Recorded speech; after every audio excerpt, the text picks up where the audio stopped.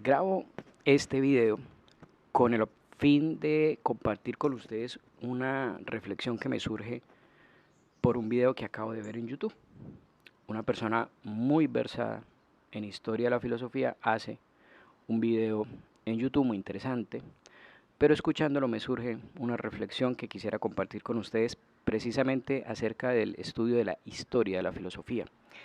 Y es lo siguiente: en primer lugar, la historia de la filosofía es una maravilla, es una cosa supremamente atractiva, supremamente interesante, y yo creo que un gran número de las personas que amamos la filosofía hemos empezado este camino por la historia de la filosofía. Empezamos a leer historia de la filosofía y Tales de Mileto y Anaxímenes y Anaximandro y Heráclito y los eleatas y los sofistas y Sócrates que salva la filosofía y Platón, Aristóteles, luego las escuelas post-aristotélicas, la aparición del cristianismo, la Edad Media, el Renacimiento, Descartes, racionalismo, empirismo, siglo de las luces, idealismo alemán.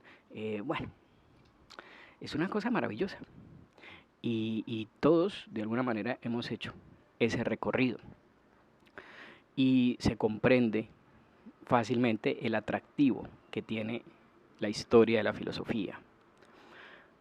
Pero, creo yo, es mi humilde opinión, creo yo que hay que estar en guardia con dos tentaciones. Primera, confundir la filosofía con la historia de la filosofía, es decir, terminar creyendo que la historia de la filosofía es la filosofía. Y resulta que, como decía Santo Tomás de Aquino, la filosofía no se inventó para saber lo que piensan los hombres, sino para conocer la realidad. La filosofía es ciencia, es la ciencia, con mayúscula. Y toda ciencia, pues, tiene por objetivo el conocimiento de la realidad de las cosas. Y la filosofía igual. Entonces la filosofía no consiste en memorizar lo que han dicho los filósofos, sino en tratar, mediante el esfuerzo de la razón, de penetrar el velo que nos oculta la realidad más íntima, más esencial de las cosas. Entonces esta es la primera tentación. Estudiemos historia de la filosofía.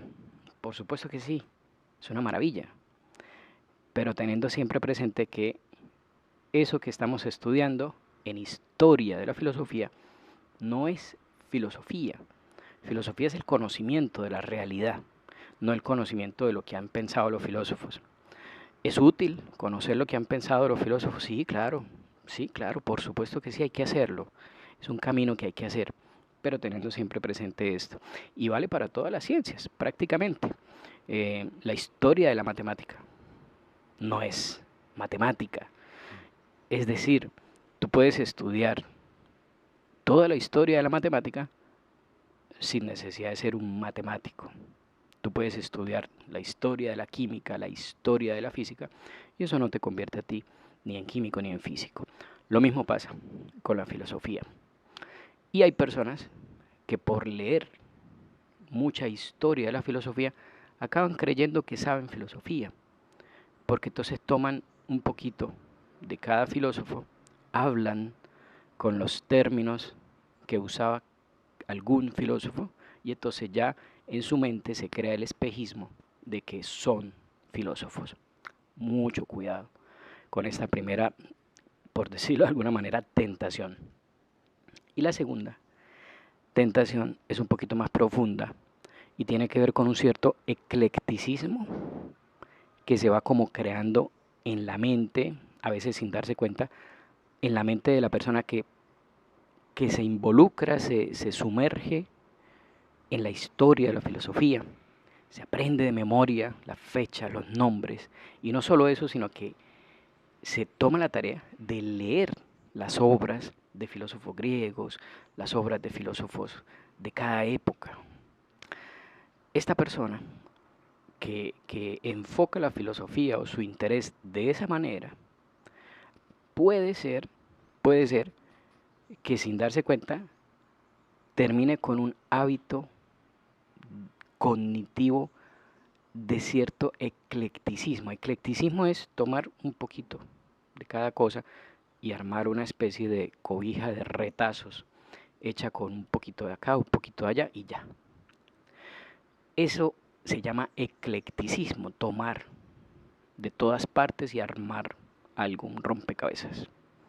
Entonces la persona que ama la filosofía de esta manera, ama la filosofía en la historia de la filosofía, en los autores, y profundiza en los autores y se lee todos los libros de los autores empiristas y todos los libros de los autores racionalistas, sin darse cuenta, termina en su mente armando una cobija de retazos.